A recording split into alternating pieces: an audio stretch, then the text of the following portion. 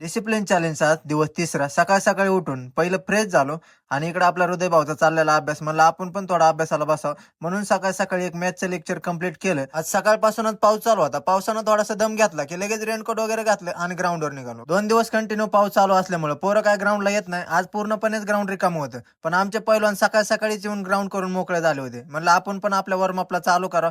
मस्तपैकी वॉर्मअपला चालू केलं आणि आज आपल्याला स्पीड वर्कआउट करायचा होता. आज आपल्याला स्पीड वर्कआउट मध्ये 300च्या 6 स्प्रिंट मारायच्या होत्या. पर लॅप आपल्याला 48-50च्या स्पेसने कंप्लीट करायचा होता.